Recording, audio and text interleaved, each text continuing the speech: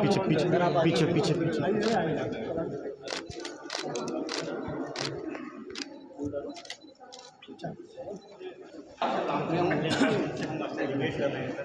साहब अक्टूबर 1774 ईस्वी सर नवाब फैजुल्ला खान साहब।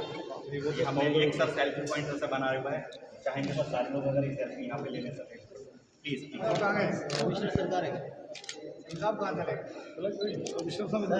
मैं बुलाऊंगा।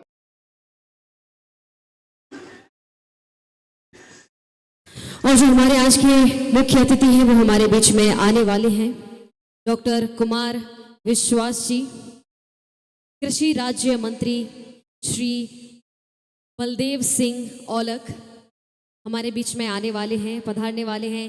श्री घनश्याम सिंह लोधी जी सांसद, श्री आकाश सक्सेना शहर विधायक, श्री अनंजय कुमार सिंह जी कमिश्नर मुरादाबाद, श्री रविंद्र जी महोदय जिलाधिकारी Rampur DM sir, Shri Rajesh Dwivedi ji SP sir,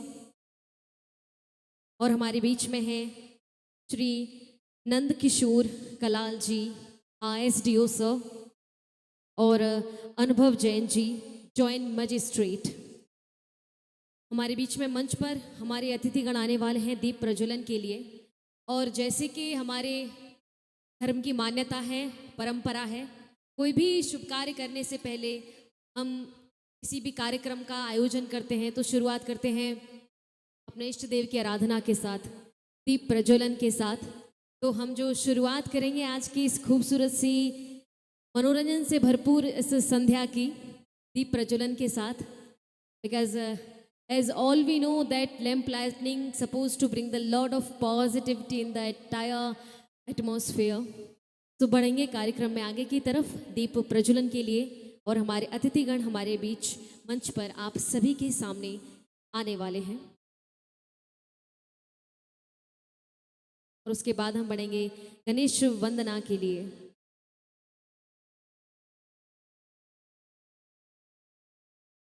And as we all know, we all Rampur Vasi, is the celebration time for all of us. We all are here celebrating. आज भी ढेर सारा मनोरंजन है, और कल भी, और उसके बाद परसों भी सिम्फनी बैंड, और उसके बाद the next day we will have the grand mushaira here. तो बहुत सारा एक्साइटमेंट है।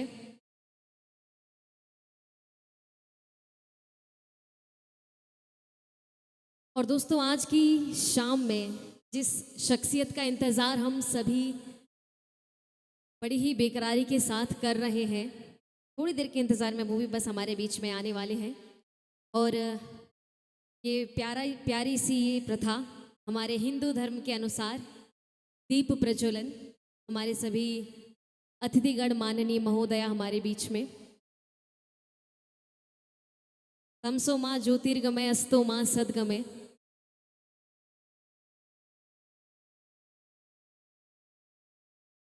एक कदम अज्ञानता से ज्ञान की ओर बढ़ते हैं, मृत्यु से जीवन की ओर।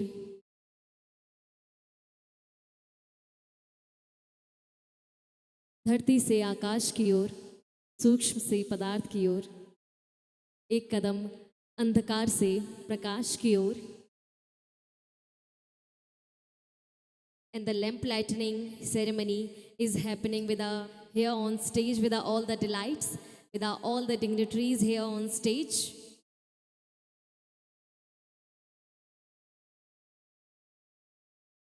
Because lamp lighting is supposed to bring the lot of positivity in the entire atmosphere, as we all know that. क्या है? इंतजार किसका कर रहे हैं? जरा नाम तो बोलिए। कुमार जी का। जी हाँ, तो आने ही वाले हैं, थोड़ी देर का इंतजार और है। हमारे सभी के बीच में, हम सभी के चहीते पसंदीदा कवि, हम सभी के दिलों पर राज करने वाले वो शानदार शायर हमारे बीच में आने वाले हैं, डॉक्टर कुमार विश्वास जी। तो देखिए, इतनी आसानी से तो वो आने वाले नहीं है, थोड़ा एनर्जी लेवल, थोड़ा एक्साइटमेंट हमें भी दिखाना पड़ेगा। तो थोड़ा शोर मचा के बताएंगे, आर वी रेडी? से यस। इधर बीच में से आवाज आ रही, बस पीछे की तरफ एकदम सन्नाटा है। Are we excited? बहुत एनर्जी है रामपुर वालों में, मुझे पता है ये, लेकिन उतनी एनर्जी मुझे अभी यहां तक आ रही नहीं है। एक बार और जरा जोर से, आर वी रेडी? क्या बात है। That's what we call the real energy, the power, the excitement. So बस हमारे बीच में आने वाले हैं डॉक्टर कुमार विश्वास जी, और आज की इस शाम में ढेर सारी बातें, बहुत सारी शायरियाँ, कविताएं हम सभी के बीच में वो लेकर के आने वाले हैं। सो इंतज़ार का फल मीठा होता है।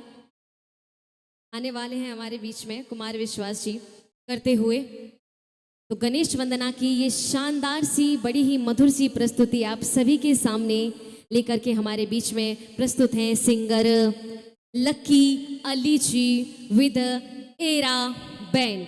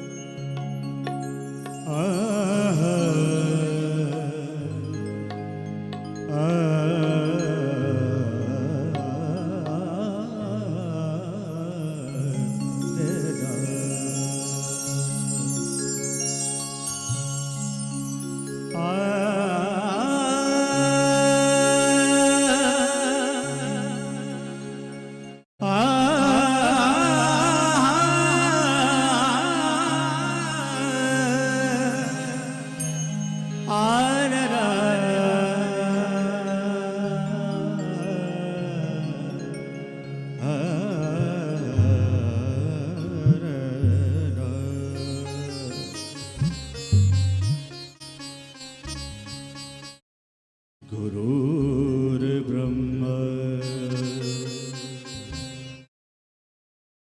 गुरुर्विष्णु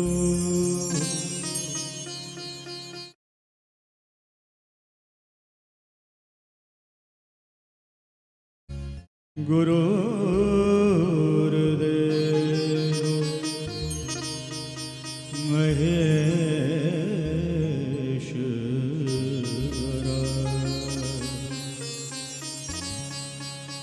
गुरु साक्षात्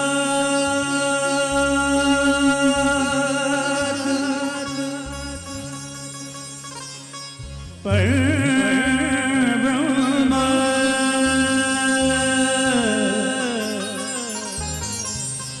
तस्मै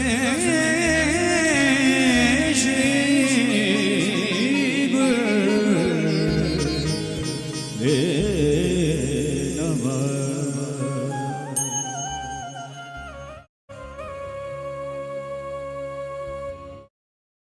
जय गणेश गणनाथ दयानिधि, जय गणेश गणनाथ दयानिधि, जय गणेश गणनाथ दयानिधि, जय गणेश गणनाथ दयानिधि। सकल विचन कर दूर हमारे, सकल विचन करो दूर हमारे। जय गणेश गणनाथ दयानिधि, जय गणेश गणनाथ दयानिधि।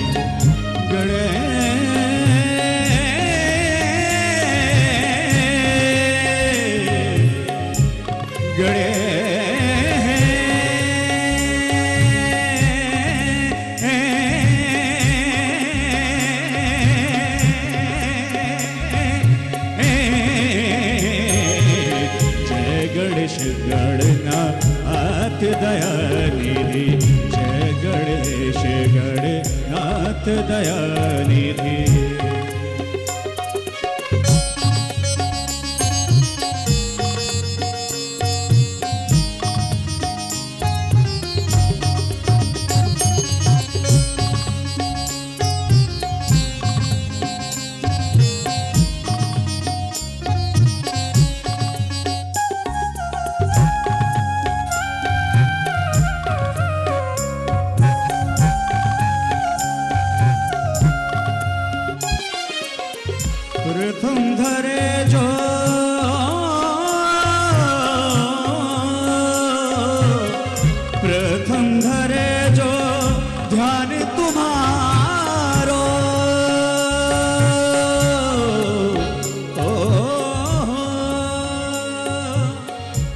तुम्हारो तुम्हारो तुम्हारो प्रथम धरो जो ध्यान तुम्हारो तीस के पुराणे कारज सारे तीस के पुराणे कारज सारे जय गणेश गणनाथ दयानिधि जय गणेश गणनाथ दयानिधि सकल विचन करो दूर हमारे सकल विचन कर दूर हमारे जय गणेश गणनाथ दयानिधि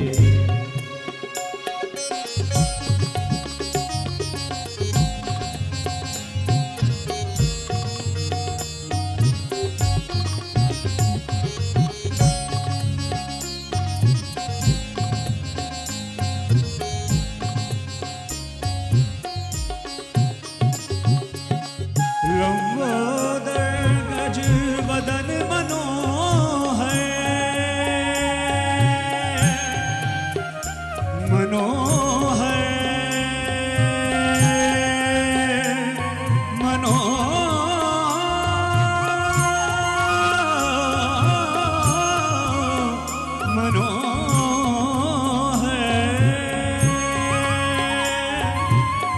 लंबोदर गज वदन मनोहर करि त्रिशूल पर शोभर धारे कर त्रिशूल पर शोभर धारे जय गणेश गणनाथ दयानिधि जय गणेश गणनाथ दयानिधि सकल विचन करो दूर हमारे सकल विचन करो दूर हमारे जय गणेश गणनाथ दयानिधि।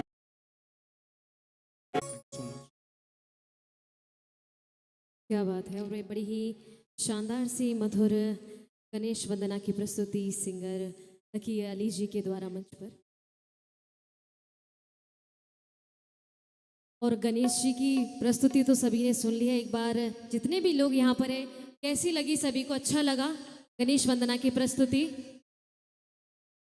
तालियां हैं, लेकिन थोड़ी और तालियां हो सकती है। सभी लोग अपने दोनों हाथ ऊपर कीजिएगा जरा, दोनों हाथ सारे लोग। बोलो गणपति बप्पा मंगल मूर्ति मोरिया। क्या बात है। All the delights and our dignitaries we have now on stage, ladies and gentlemen. और 250 वर्ष के उपलक्ष्य में डाक विभाग द्वारा तैयार किए गए विशेष कवर का उद्घाटन नंद किशोर कलाल जी हैं हमारे बीच में, सीडीओ सर।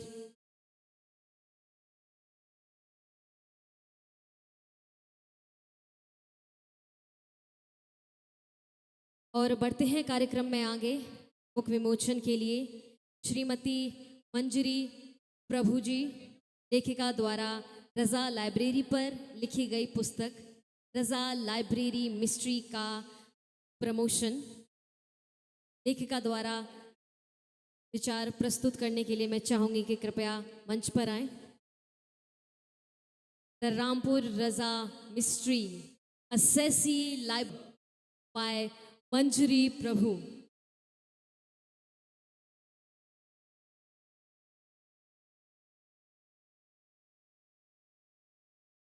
क्या बात है। तो मैनी कॉन्ग्रेचुलेशंस में ढेर सारी शुभकामनाएं आपको हम सभी की तरफ से। और एक बार जरा तालियां होनी चाहिए आप सभी के। Come on everybody, come on.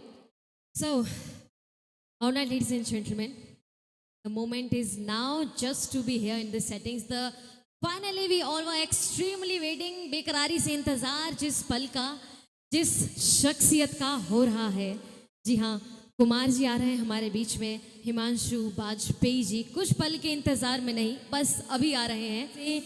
जिनकी शायरियों से, जिनकी कविताओं से हम सभी इतना प्रभावित होते हैं, जिनके विचारों के, जिनकी वाणी के हम सभी बीच में हैं, कुमार विश्वास जी। क्या बात है। बहुत बहुत स्वागत सर आपका। भारत में पुस्तकालयों की परंपरा जो है वो विश्व की प्राचीनतम परंपराओं में से। जिस समय इन्वेजन हुआ उस जमाने में तक्षशिला की लाइब्रेरी के बारे में कहा जाता है कि जब उसमें आग लगाई गई तो 7 दिन तक उसमें धुआं उठता रहा। इतनी बड़ी पुरानी परंपरा है। ऐसे में एक 250 साल पहले एक कोशिश की रामपुर के लोगों ने, रामपुर के राजवंश ने, कि एक मरकज बनाया जाए, एक जगह बनाई जाए। और मेरे दिमाग में कहीं ना कहीं इतने साल पढ़ने लिखने के बाद भी ये मिथ था कि रामपुर लाइब्रेरी रजा अरबी, फारसी और उर्दू की किताबों का एक संग्रहालय है जहां पर महत्वपूर्ण चीजें रखी हुई हैं। ये पहली बार मुझे आकर पता चला कि केवल अरबी, फारसी और उर्दू की नहीं, बल्कि जो मेरे दिल के बहुत ज्यादा करीब 2 भाषाएं हैं जिनमें संस्कृत है और हिंदी है, उसकी भी बहुत सारी प्राचीन और बहुमूल्य किताब यहाँ पर मुझे देखने को मिली। खासतौर पर मधुमालती मैंने देखी, खासतौर पर हमारे बहुत ही मेरे हृदय के अत्यंत करीब मलिक मोहम्मद जायसी साहब की पद्मावत के दर्शन हुए। तो जो धागा इस समय हिंदुस्तान को चाहिए तिरंगे के रंग का, जिसमें जबानें, जिसमें मजहब, जिसमें सोच सब एक रस में बची हुई हो, अगर उनको इकसार करके किताबों की शक्ल में देखना है तो पूरी दुनिया को और पूरे हिंदुस्तान को रामपुर रजा लाइब्रेरी आना चाहिए। मैं ऐसा मानता हूँ, मैं ऐसा सोचता हूँ। क्या बात, वाह। तो ये बातचीत की शुरुआत बिल्कुल सही बिंदु से हुई है। मैं यहीं से बात को आगे बढ़ाता हूँ, चूँकि ये जो आपने एक धागे की बात की हमारे हिंदुस्तान में, ख़ास तौर पे आपका बड़ा योगदान है। हिंदी और उर्दू की जो हमारी 2 ट्रेडिशन हैं, 2 रिवायतें हैं, उनके बीच में एक पुल के बतौर काम करने का। आप तकरीबन 2 दशक तो हो गए आपको जब आप ये कोशिश कर रहे हैं कि कवि सम्मेलन और मुशायरा एक मंच पर एक साथ हो और दोनों के लोग एक दूसरे से आवाजाही करते रहें। तो मुझे ये बताएं कि जब आपने ये ख्वाब देखा था कि अपने लेवल पर उनको करीब लाएंगे, तो वो किस तरह का ज़माना था, और अब आपने इतने दिन की कोशिशों के बाद उसमें किस तरह की तब्दीली लाई है? ये पहली बात तो ये है कि जो इस देश की मिट्टी है, जो इस देश को समझते हैं हम सब लोग, इसकी एक बड़ी खूबसूरत, इसकी एक तासीर है, इसकी एक क्वालिटी है। इसमें आप नफरत की फसल का बीज तो लगा सकते हैं, उसका पेड़ नहीं बना सकते। ये तय बात है। यहाँ पर कुछ दिन चल सकता है काम, उसके बाद नहीं चल सकता है। तो हिंदी और उर्दू की जब मैं देखता हूँ, अक्सर लोग कहते हैं कि ये गंगा जमनी तहजीब है, कहते हैं ये हिंदी उर्दू, तो ऐसा लगता है कि उर्दू कहीं हम फारस से लेके आए थे या उर्दू कहीं हम कहीं और से उठा के लाए थे। उर्दू भी इसी चांदनी चौक के उर्दू में पैदा हुई है, इन्हीं तंबुओं में बनी है, और हिंदी भी यहीं बनी है। अमीर खुसरो जितना उधर का है उतना हमारा है। सब यहीं के हैं, किसी जादू किसी मंत्र से नहीं आए हैं, सब यहीं के हैं, किसी बाहर से नहीं आए हैं, सब यहीं पर हैं, बहने वाले हैं। तो जब मेरा सफर शुरू हुआ और मेरे हाथ में कमान आई, तो दुर्भाग्य से मैं एक ऐसे वक्त पर कवि सम्मेलनों में प्रासंगिक हुआ जब कवि सम्मेलन और मुशायरे में तलवारें खिंची हुई थी। रोज रात को कवि सम्मेलन में मंदिर निर्माण होता था और रोज रात को मुशायरे में मलबे से दोबारा मस्जिद बनाई जाती थी। उन मुशायरा था, छात्र संघ का जो अध्यक्ष चुना गया था वो मेरा परिचित था। तो मैंने वहां पहली बार डॉक्टर बशीर बद्र साहब, शहरियार साहब, इन दोनों को बुलाया और हिंदी कवि भी बुलाए। उसका एक कारण था कि एक तो हिंदी के कवियों में ये रहेगा कि यार ये आदमी बैठा है तो कोई ऐसी बात ना कहो जो उर्दू के खिलाफ जाए या किसी मजहब के खिलाफ। साथ देने वाले लोग हैं, उनको देख के शायरों में भी ये तहजीब रहेगी कि वो कोई तासुबी या कोई सांप्रदायिक बात ना पढ़ें। और ये सफर इतना आगे तक गया, हालांकि इसमें भी खलल डालने वाले लगातार हैं। उर्दू में भी प्योरिस्ट लोग हैं। अब हम मेरठ कमिश्नरी के रहने वाले, हम उर्दू बोल रहे हैं, यही भगवान की बड़ी कृपा है। हमारा क्या मतलब, हम हिंदी ठीक से नहीं बोलते थे मेरठ वाले। तो अब वो बताते थे कि साहब आपने इसमें नुक्ता नहीं लगाया, इसमें साहब ये हो गया। मेरा कहना यह है कि भैया 24 कैरेट सोने का तो गहना भी नहीं बनता, उसमें भी 1 कैरेट तांबा लगाना पड़ता है। तो अगर हिंदी बोलने वाला अगर कोई उर्दू बोलने की कोशिश कर रहा हो तो जरा उसमें नुक्ते वुक्ते मत ढूंढिए। वो आहिस्ता आहिस्ता आपके मोहल्ले के करीब आ रहा है, बाहें फैलाइए, उसे गले से लगाइए। आज थोड़ा सीखा है, कल थोड़ा और सीख लेगा। यही हिंदी वालों के। तो संयोग से या दुर्भाग्य से मैं कुछ दिन सियासत के आंगन में भी टहल के आया। तो जब दिल्ली में सरकार बनी तो मैंने दोनों एकेडमी के चेयरमैन को बुलाया और मैंने उनसे कहा तुम लाल किले पे जो मुशायरा करते हो, कवि सम्मेलन करते हो, अगर कोई मुशायरा सुन ले तो उसको ऐसा लगता है पता नहीं क्या लड़ाई होने वाली है। वो कवि सम्मेलन सुन ले तो ऐसा लगने वाला कि पता नहीं क्या। तो इसका तरीका ये करो, नियम बनाओ कि हिंदी कवि सम्मेलन की सदारत जो है वो उर्दू का कोई बड़ा शायर करेगा, क्या बात है। और उर्दू के मुशायरे की सदारत हिंदी का बड़ा कवि करेगा। तो जब पहली बार हमने कराया तो उर्दू मुशायरे की सदारत इस्मत शेष स्वर्गीय डॉक्टर कुंवर बेचैन जी ने की, जो यहीं चंदोसी के हैं। और उसका जो हिंदी कवि सम्मेलन की अध्यक्षता थी वो बरेली के मेरे बड़े आदरणीय डॉक्टर वसीम बरेलवी साहब ने की। क्या बात। ये दोनों हमने अब काम कोशिश करी। तो अपनी ओर से ये बात तो कम से कम तालियों की हकदार थी, अच्छी बात थी। क्या बात। तो कोशिश हमने की, वो कोशिश दोनों तरफ से जारी रहनी चाहिए, क्योंकि जबानों को ये मान लिया जाता है कई बार कि ये भी जातियों की और धर्मों की है। और मुझे खुशी अचानक याद आया, मैं रामपुर में बैठा हूं, शायद इस पर पूरे मजमे की तालियां गूंजे। ये रामपुर का ही शेर है क्या बात। कि कत्ल उर्दू का भी होत से लोग उर्दू को मुसलमान समझ लेते हैं। यही का शेर है। क्या बात है, क्या बात है, क्या बात है।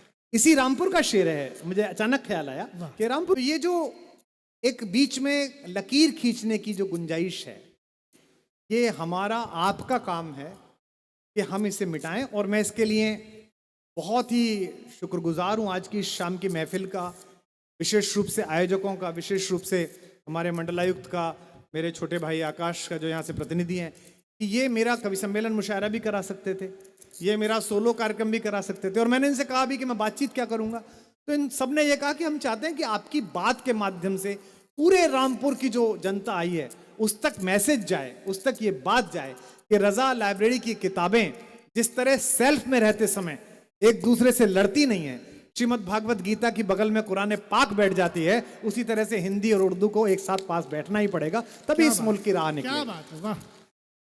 मुझे ये बताएं यहीं पर कि हिंदी, और क्योंकि आप सिर्फ रामपुर वाले नहीं सुनते हैं, आपको तो आपकी बात ऐसी है कि पूरे देश में और पूरी दुनिया में सुनी जाती है, और आप एक असर रखते हैं खास तौर पर नौजवानों पर। तब मैं आपसे ये सवाल को और करीब लाने के लिए उस परंपरा को और क्या चीज़ें की जा सकती हैं जिसमें हम सब लोग भागीदार हो सकते हैं, जो सुन रहे हैं आपको वो भी, जो कभी नहीं भी। मैं सदा बोलता हूं, देखिए मैं शुद्ध हिंदी का विद्यार्थी हूं, विज्ञान से हिंदी में आया हूं। मेरे पिताजी संस्कृत की परंपरा के आचार्य रहे हैं, प्रोफेसर एंड हेड रिटायर हुए हैं। लेकिन इस मजमे में, इस महफिल में, ये जो हजारों लोग पीछे तक बैठे हैं और जो लाखों लोग सुन रहे हैं, जिनमें प्रथम नागरिक से लेकर आखिरी आदमी जो मेरा दोस्त कुर्सियों का इंतजाम कर रहा है, इस देश में कोई आदमी ऐसा नहीं है जो 5 वाक्य पूरे ऐसे बोल के दिखाए जिसमें एक उर्दू लफ्ज ना हो। एक आदमी नहीं है। तो ये सोचना पड़ेगा दोनों को कि फिराक गोरखपुरी हो, चकबस्त हो, है अनासिर में ज़हूर तरतीब, मौत क्या है ऐसी अज्जा का परेशान होना, या मदन मोहन दानिश हो, या दिनेश रघुवंशी हो, या बिल्कुल पड़ोस का नया लड़का चिराग शर्मा हो, उर्दू सबकी है। अब किसी के लिए माँ है, किसी के लिए मौसी है, किसी की माँ है, किसी के लिए मौसी है। अच्छा, मुझे ये बताएं कि आपकी अपनी लाइब्रेरी किस तरह की है और आप किस तरह से पढ़ते हैं, आपके रीडिंग रिचुअल्स क्या हैं, खास तौर पे अब आपको जो कि आपकी इतनी मसरूफियत है, तो जो भी टाइम मिलता है उसमें आप किस तरह से पढ़ते हैं?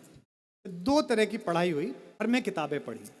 तो उनमें मैं एक सौभाग्यशाली बच्चा था कि मेरे पिताजी हिंदी के प्रोफेसर थे, लेकिन शहर में, वो छोटे से कस्बे में, उनके पास लिखने पढ़ने वाले लोगों के आने का सिलसिला था। मतलब अगर सुबह जगपाल सिंह सरोज आ रहे हैं, जो ये मुक्तक जिनकी बड़ी मशहूर की, पूरे मुशायरों में मैंने पढ़कर की, देख पाल की जिस दुल्हन की, बहक गया हर एक बराती, जिसके द्वार उठेगा घूंघट, जाने उस पर क्या बीतेगी। और इसका अगला मिसरा है कि जिसके द्वार उठेगा घूंघट, जाने उस पर क्या बीतेगी, एक रोज सपने में छूकर तन मन चंदन वन कर डाला, जो हर रोज छुआ जाएगा उस पागल पर क्या बीतेगी। क्या बात है। तो वो देती है शराबी बाप को जब कोई लाडली बेटी जवानी बेच के 2 घूंट पिला देती है। ऐसे अशार कहने वाले, या साहिल के तमाशाई, या डूबने वाले पर अफसोस तो करते हैं, इमदाद नहीं करते। तो और राजेंद्र सिंह सरदार जी, राजेंद्र चाचा जी, वो भी आते थे जो खालसा पंथ की हिस्ट्री सुनाते थे। तो मुझको तो जो किताबें मिली वो बड़ी सेलेक्ट होके मिली। जैसे आज जब मैं लाइट एंड साउंड शो देख रहा था और इस 250 साल की इस बिल्डिंग के बारे में बताया जा रहा था, तो मुझे याद आ रही थी कि मेरे घर में एक किताब रखी थी E.B. हॉवेल की, the ancient sculpture of India. वो मैंने 11वीं क्लास में, 11वीं क्लास में पढ़ ली थी। The ancient sculpture of India, वो मैंने 11वीं क्लास में, 11वीं क्लास में पढ़ ली थी। चूंकि हम मास्टर के बेटे थे और वो व्यापारियों का शहर था, तो हम उन लोगों के जो शौक थे उनको तो कंप्लीट कर नहीं सकते थे कि भाई साइकिल चला लो। बचपन में साइकिल आती थी ना, छोटी वाली, बिना आगे का डंडा वाली, या छुट्टियां मनाने नैनीताल चले जाओ, गढ़मुक्तेश्वर तक जाते थे। तो हमारे लिए यही सबसे अच्छा जश्न था कि घर में जो किताबें हैं उन्हें पढ़ लो। तो कादम्बिनी आती थी, दिनमान आता था, सारिका आती थी, इन सबको पढ़ते थे। और किताबें बहुत चुन के मिली। जैसे एक थी गालिब के खत, पांडे बेचन शर्मा उग्र की, तो उस समय बिल्कुल नहीं पता था। और मैं पहली बार शायद बताऊंगा, मेरे इतने सारे पॉडकास्ट बड़े वो हैं कि जब मैंने पहली बार लिखना पढ़ना शुरू किया तो मुझको ये लगा कि उर्दू में शेर कहने का मतलब ये है कि जो शब्द हों, लफ्ज जो हैं वो बड़े कठिन होने चाहिए। तो मैंने घर में लुगत रखा हुआ था, तो मैंने लुगत उठाया हिंदी से और मैंने शब्द पहले लिखे। जैसे उसमें एक शब्द था खिरा मेनाज। खिरा मेनाज मतलब बड़े अच्छे अदा से चल के आती हुई। खिफत मतलब लाज शर्म। तो 9वीं क्लास में मैंने एक मिसरा कहा, न कर खिफत चलिया तू खिरा मेनाज चलती सी, पिला दे तू मय कौसर मुझे साकी निगाहों से। इसका कोई मतलब नहीं था, लेकिन मुझे बड़ा अच्छा लगा कि वाह वाह वाह क्या बात है, खिफत है, खिरा मेनाज है, माहौल बन रहा है। माहौल बन गया एकदम। बाद में पता चला कि कठिन लिखना बहुत सरल है और सरल लिखना बहुत कठिन है। क्या ये बात, बाद में पता वाह, चला। वाह, वाह, वाह, तो शुरू में तो किताबें मिली, बहुत सोच के मिली। अब जरा दिक्कत ये हो गई है कि अब दिन में 10-12 किताबें रोज आती हैं, क्योंकि जो भी लिखने पढ़ने वाले नए लोग हैं उनको लगता है किताब वहां पहुंचा दीजिए। उसमें दोस्तों की सुझाव पर या जिस किताब की चर्चा हो उस किताब को पढ़ते हैं। मेरा जो नए बच्चे सुनने आए, जो हमारे नौजवान दोस्त सुनने आए हैं, मेरा इनसे ये कहना है कि किताबों से मोहब्बत करिए, किताबों से दोस्ती बढ़ाइए।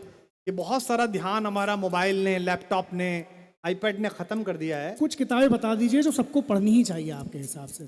नहीं, ऐसे बतानी मुश्किल है, लेकिन जैसे दीवाने गालिब पढ़ना ही चाहिए। अगर आपको शायरी करनी है तो आपको पढ़ना चाहिए। हिंदी वाले हैं तो आपको गुनाहों का देवता पढ़नी चाहिए, आपको शेखर एक जीवनी पढ़नी चाहिए, आपको रश्मिरथी पढ़ना चाहिए, आपको संस्कृति के 4 अध्याय पढ़ना चाहिए, आपको गोदान पढ़ना चाहिए, आपको पढ़नी चाहिए, आपको संस्कृत तो मेघदूत पढ़ना चाहिए कि पूरा पूरा। और अगर हिंदुस्तान जानना है तो आपको रामचरितमानस पढ़नी चाहिए, उसके बिना हिंदुस्तान अधूरा। क्या बात है। उसको पढ़िए, समझ में आ जो जाएगा। लोग सुन रहे हैं वो जब इसका वीडियो भी अगर आएगा तो नोट्स बना लें, क्योंकि ये सारे नाम बहुत अहम हैं जो कुमार जी ने बताए हैं। तो मेरे को किताब का नशा है। अभी आप मेरी वैनिटी वैन में थे, वहां भी किताब रखी जी थी। जी बिल्कुल बिल्कुल। रामपुर से दिल्ली तक का, मेरे घर तक का सफर 3-4 घंटे है। उसमें भी ये जो हमारे आदरणीय उत्तर प्रदेश पुलिस और केंद्र सरकार की पुलिस है, इसकी कृपा की वजह से वो 2.5 घंटे में पूरा हो जाता है। लेकिन 2.5 घंटे में भी 30-40 पन्ने जो भी किताब इस समय रखी होगी उसके चलेंगे। तो किताब का नशा पाल लीजिए, आपको पता चलेगा पूरी दुनिया के नशे बेकार हैं इस नशे के आगे। ये मैं आपसे कहना चाहता हूँ। क्या बात है। अच्छा, इसी से जुड़ा एक सवाल है जो बहुत लोग जानना चाहते हैं, ये कैसे आया? ये गुत्थी बहुत लोग समझना चाहते हैं इसको। नहीं, देखिए, इसके लिए तो सबसे है कि आप जिस पल में हो उस पल को जीने की कोशिश करिए। जैसे किताब को जीने की कोशिश करिए। राग दरबारी सबने पढ़ी होगी, मुझे उसका पहला पन्ना याद है, यहाँ से भारतीय देहात का महासागर शुरू होता है। गुनाहों का देवता सबने पढ़ी होगी, उसका पहला पन्ना याद है।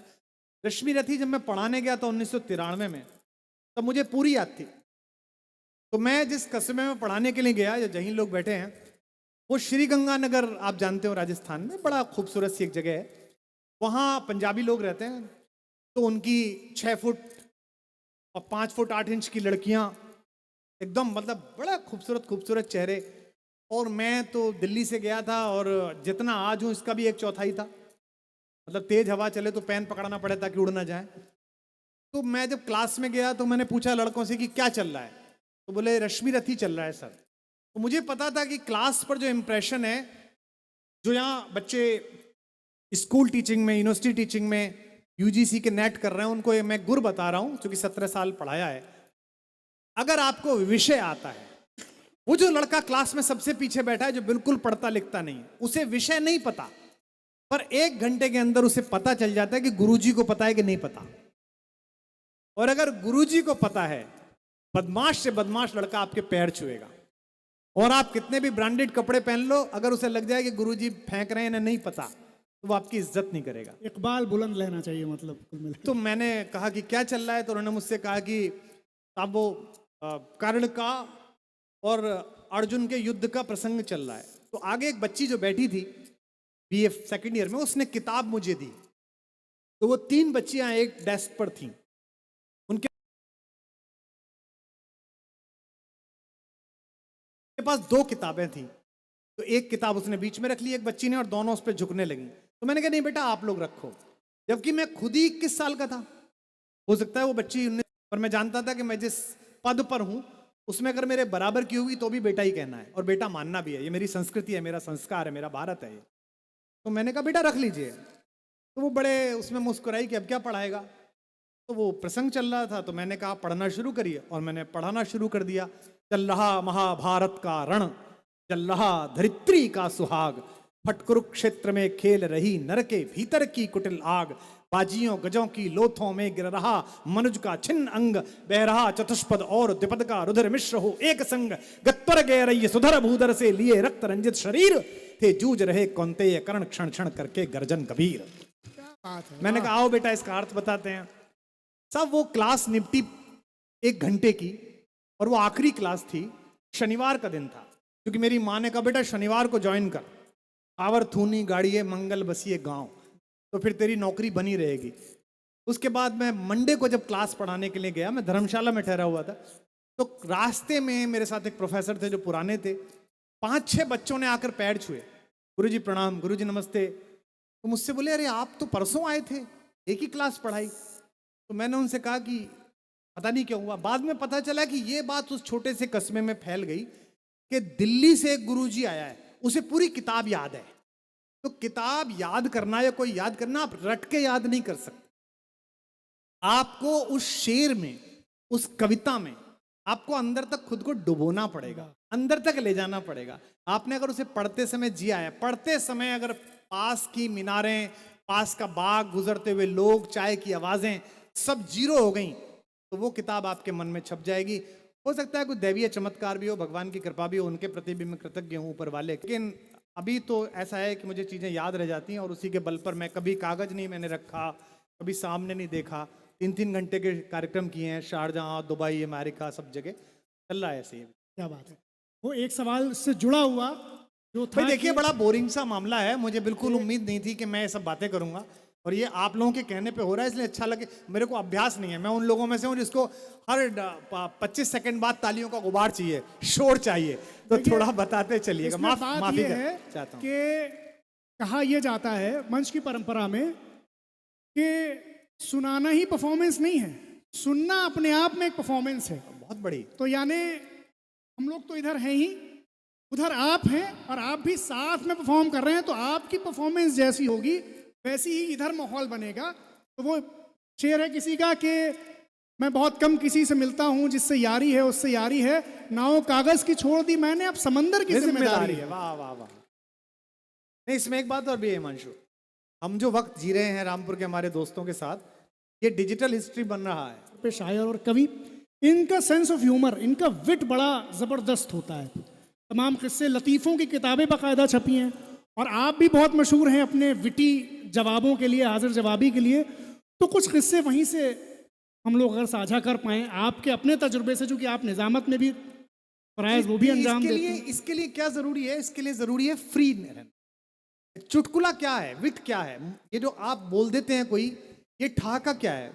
ये सबसे पहले आपके फ्रस्ट्रेशन और कॉम्प्लेक्स लेस होने का एक सबूत है। अगर अंदर फ्रस्ट्रेशन है बात करते समय, जैसे परसों ही मैं एक कवि सम्मेलन में था, बड़ौत एक जगह है उत्तर प्रदेश में, करीब 50-60 हज़ार लोग आते हैं सामने, और गांव के लोग आके बैठ जाते हैं। उनमें एक लड़की कविता पढ़ रही थी, एक कवियत्री। अब हमारे यहाँ कवित्रियाँ थोड़ी बहुत शरारत कर लेती हैं, जरा जनता से कुछ बातचीत कर लेती हैं। तो उनमें एक ताऊजी थे, वो सामने से आए, तो वो लड़की के मुंह से निकल गया कि वो भाभी जी को लेके आए हो क्या। तो अब वो ऐसा माहौल मौसम था कि मुझे उस बुजुर्ग आदमी की भी इज्जत की दाव रखनी थी, और मुझे प्रोग्राम भी चलाना था, और मुंह के आगे माइक था। तो इधर उसने बोला कि भाभी जी को मतलब भाभी जी को लेके आए हो क्या, और इधर दूसरे सेकंड में मेरे मुंह से बोला कि नहीं लेके जाएंगे आज। तो वो इतना ज्यादा विट पैदा हुई, ताली पैदा हुई उसमें। जैसे फिराक साहब का बड़ा मशहूर किस्सा है कि फिराक साहब बड़े बेपरवाह रहते थे, दाढ़ियां बढ़ा ली, कुछ हुए थे। मुशायरे में नूर साहब उन दोनों जवान आदमी थे, कृष्ण बिहारी नूर साहब, मेरे ऊपर भी उनकी बड़ी मोहब्बत थी और मेरा सौभाग्य है कि मैंने शुरुआती मुशायरे नूर साहब के साथ पढ़े।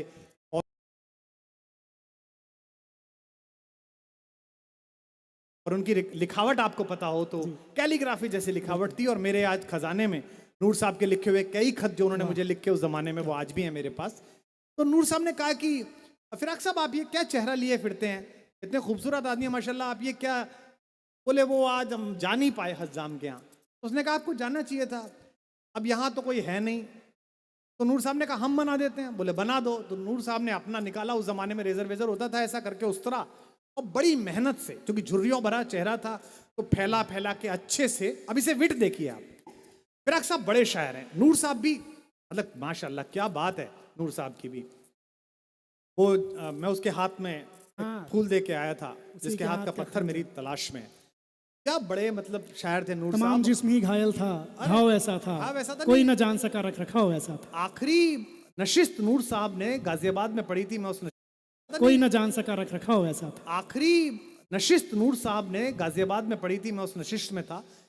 एक शेर था कि ज़ब्ते गम खेल नहीं है, अभी कैसे समझाऊं, देखना मेरी चिता कितना धुआं छोड़। बाद में जब नशिस्त कथाएं ढूंढ रहे थे तो मैंने उनकी जूतियां ला के दी। मैंने कहा नूर साहब ये आपकी जूतियां। अरे माशाल्लाह बेटे, जीते रहिए जीते रहिए। तो मैंने उनसे कहा कि आज बड़ा बुरा लगा आपकी गजल सुन के। वो आखिरी शेर आपने कहा कि देखना मेरी चिता कितना धुआं, वो ठीक नहीं है।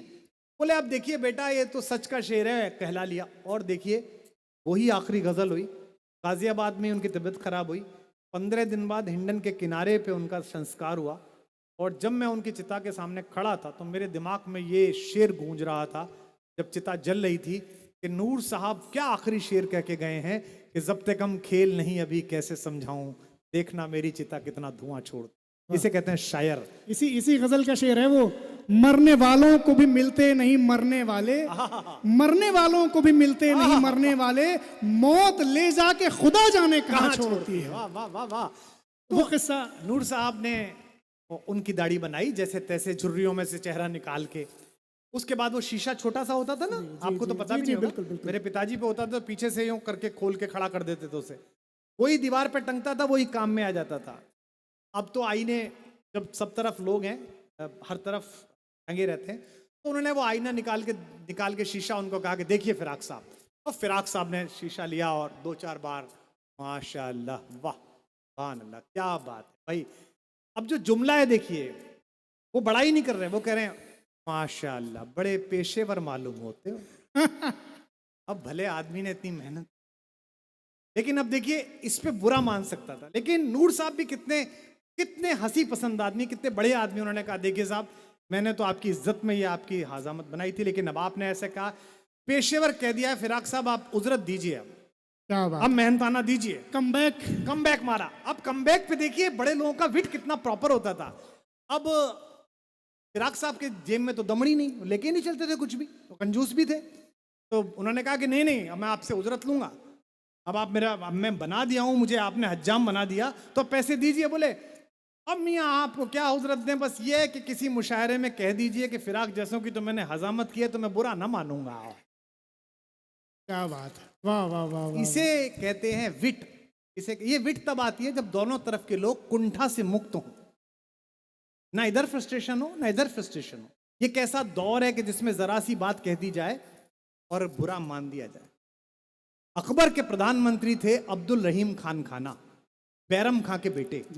क्या गुणी विद्वान आदमी थे, संस्कृत फारसी के। मैं आशा करता हूं यहां भी उनका कुछ ना कुछ जरूर रखा होगा। वो तुलसीदास जी से मिलने गए चित्रकूट में। तो आज तो एक सामान्य मंत्री आए, हमारे विधायक जी आ जाएं और मंत्री जी बैठे, औलख साहब या सांसद जी आ जाएं, तो आगे आगे काऊ पाऊँ होते हुआ एक कारवां आता है। वो तो प्रधानमंत्री थे, इतने सारे हाथी पहुंचे, तो सामने हाथी बांध दिए गए नदी के किनारे। अब वो दोनों दोस्त बैठे शाम को बात करने के लिए।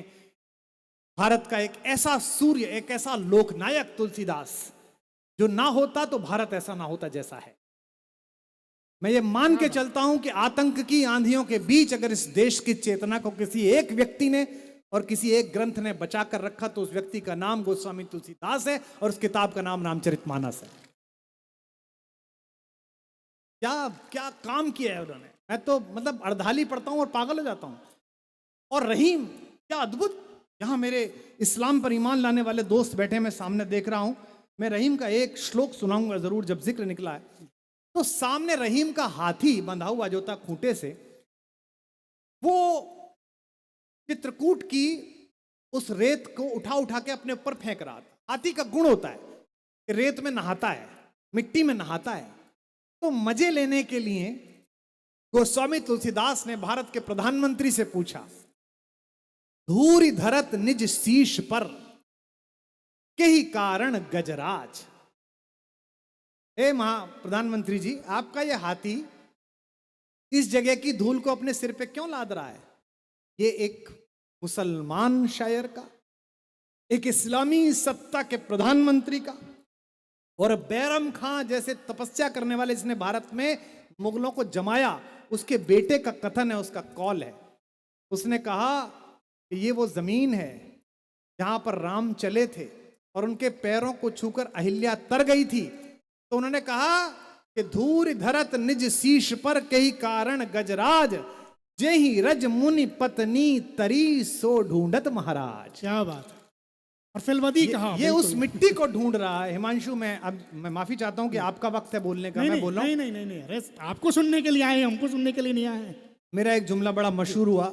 मैंने बाराबंकी के मुशायरे में बोला था कि हम अक्सर कहते हैं कि भाई वंदे मातरम बोलो, ये करो वो करो। ये जो 5 वक्त के नमाजी हैं ना, ये 5 बार जब अपना माथा इस मादरे हिंद की जमीन पर रखते हैं तो 5 बार वंदे मातरम बोलते हैं, 5 टाइम्स। ये समझना पड़ेगा, इस देश को समझना पड़ेगा कि इस देश की सारी संस्कृतियां, चाहे वो इस्लाम हो, चाहे वो बौद्ध हो, चाहे वो जैनी हो, चाहे वो सनातनी हो, ये भारत नामक विचार की रहल पर रखी हुई है। रहल समझते हैं आप? ये रहल पर रखी हुई है कुरान पाक, ये रहल पर रखी हुई है रामायण, ये रहल पर रखे हुए त्रिपिटक निकाय।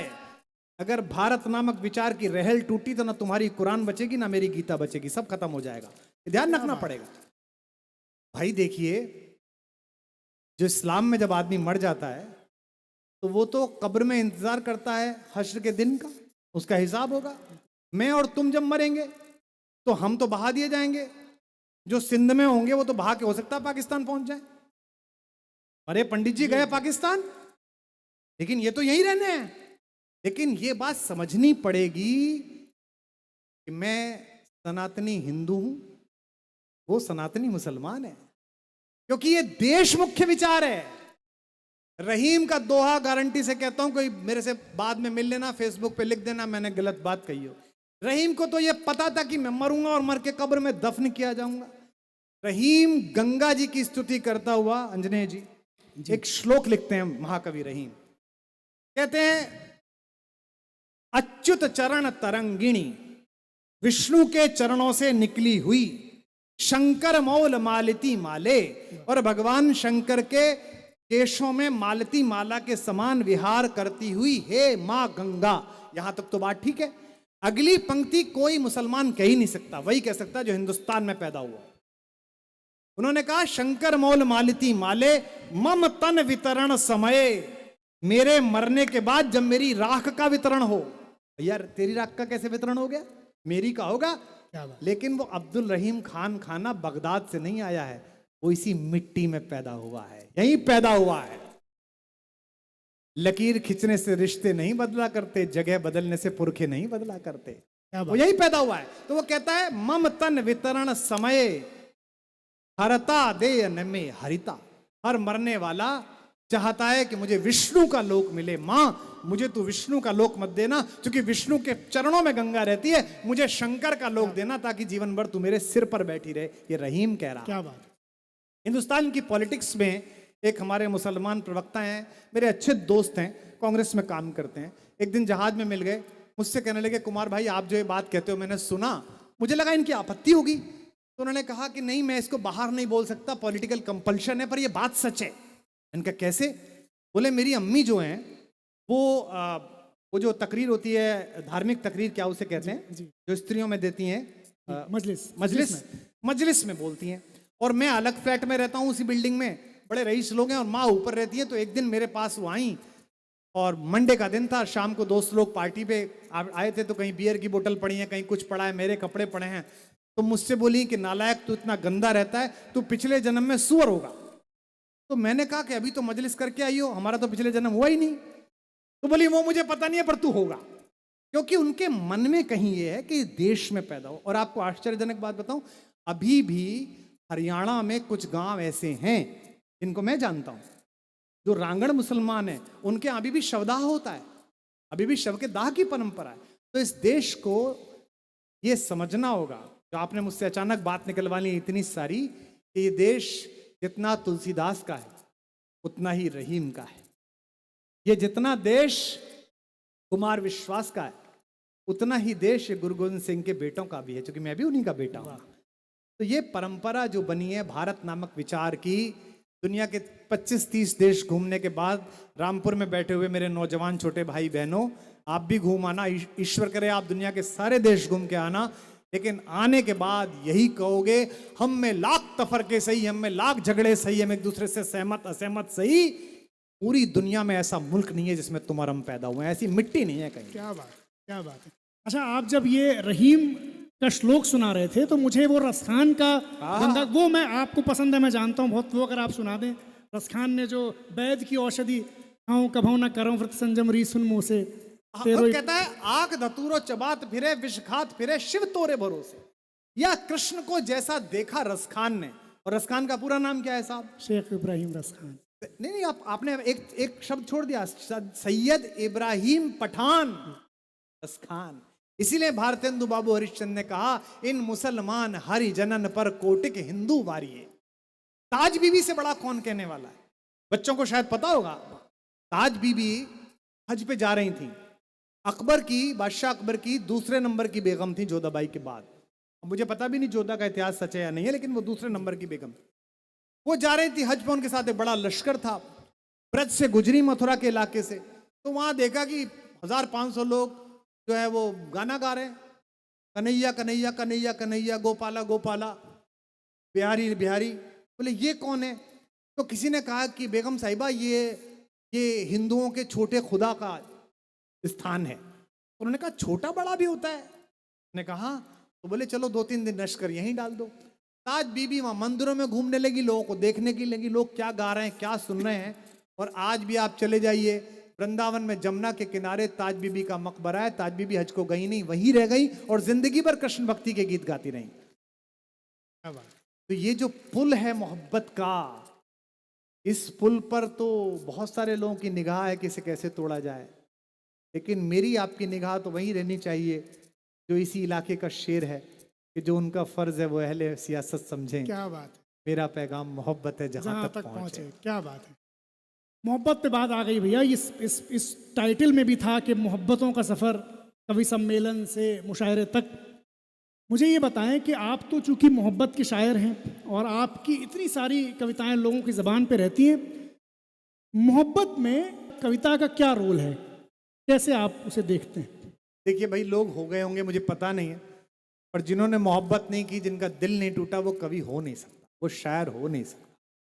मतलब वो जो एक शेर है कि गुजरे हैं इश्क नाम के दोस्त एक बुजुर्ग, हम लोग भी बर्बाद उसी सिलसिले में हैं। क्या बात। तो अगर दिल ना टूटा, मोहब्बत के बिना शायरी में, मतलब कैसे बताऊं, यही अंतर है जो मुझ में और आकाश में है। इसका दिल नहीं टूटा इसने विधायक बनाए, वरना रामपुर में रह के आदमी शायर ना बने।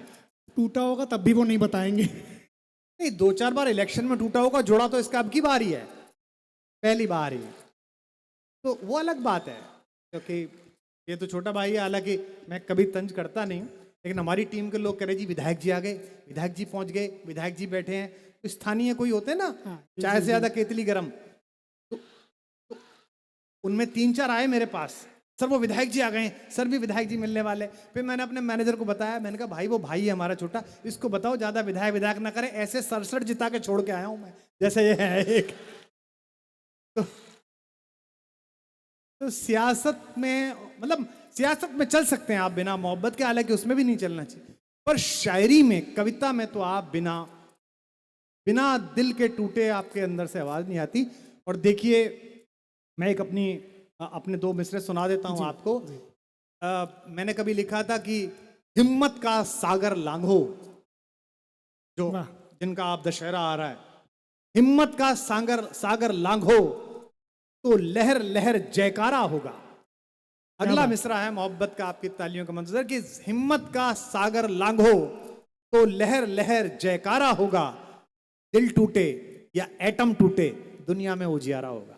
क्या बात है, वाह वाह अब वाह। आपके ऊपर है कि आप देखिए, एटम के टूटने पे एनर्जी निकलती है। अब इस एनर्जी से आप बम बना लीजिए या बिजली बना लीजिए।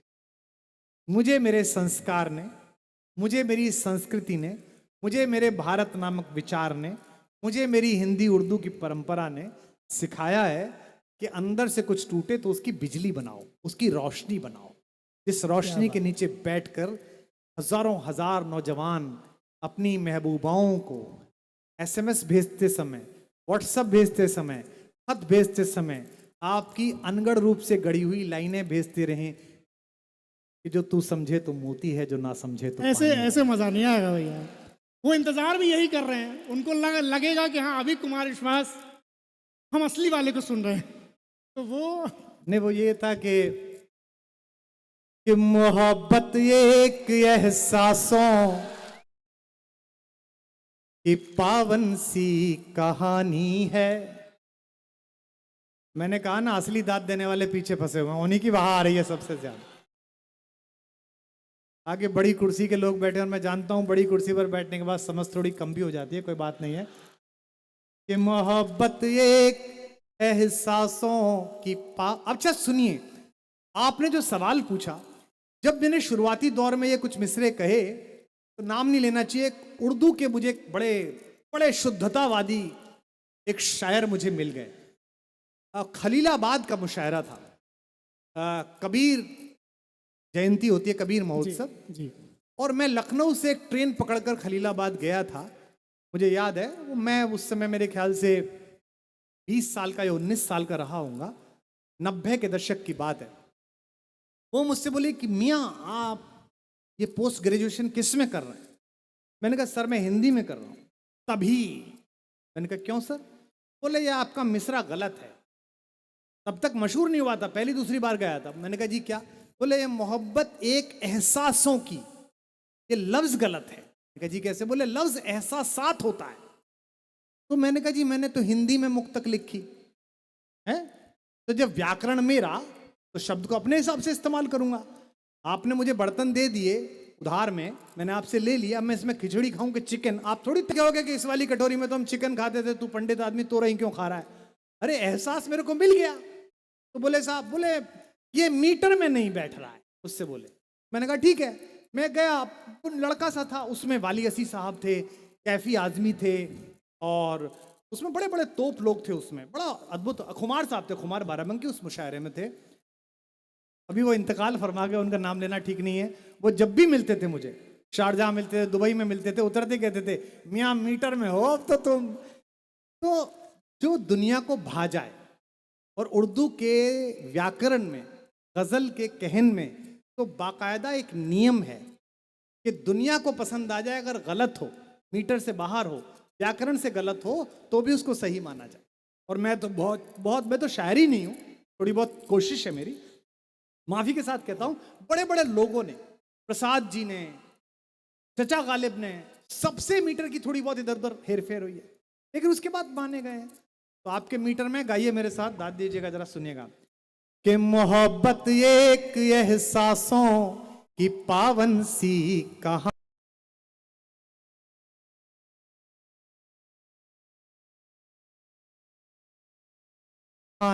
है।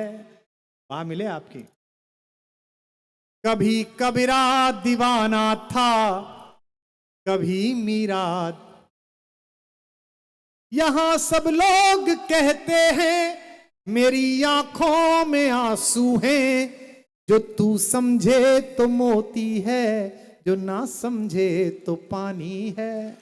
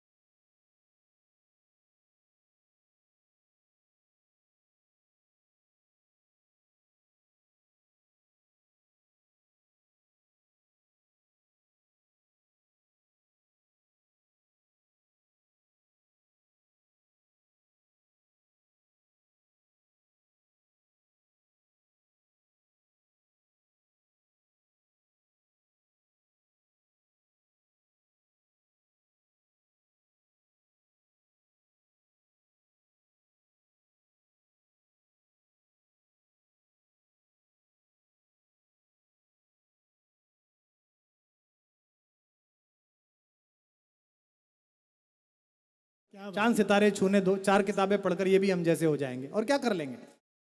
तो वो बच्चे से पूछा कि बड़े होके क्या बनोगे, तो बच्चा बोला कि मैं कवि बनूंगा।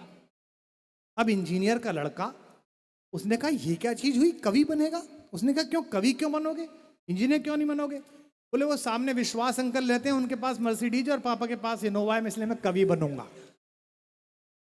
ये गाड़ियां, ये पैसे, ये सब इसलिए नहीं है कि ये मुझे सुख देंगे, ये इसलिए हैं। मुझसे कोई कहता है, इलाहाबाद में मुझे किसी ने कहा कि निराला कैसे कविता पढ़ते थे। प्रेमचंद का जन्मदिन आता है तो हिंदी वाले फेसबुक पे लिखते हैं प्रेमचंद जी का फोटो छाप के, जिसमें प्रेमचंद जी के जूते के नीचे से एक अंगूठा छांक रहा है, वो कहते हैं प्रेमचंद के फटे जूते। वाह, बड़े अभिमानी है, कितनी बड़ी बात है कि इतना अच्छा लिखने वाले आदमी को तुमने भूखा मार दिया।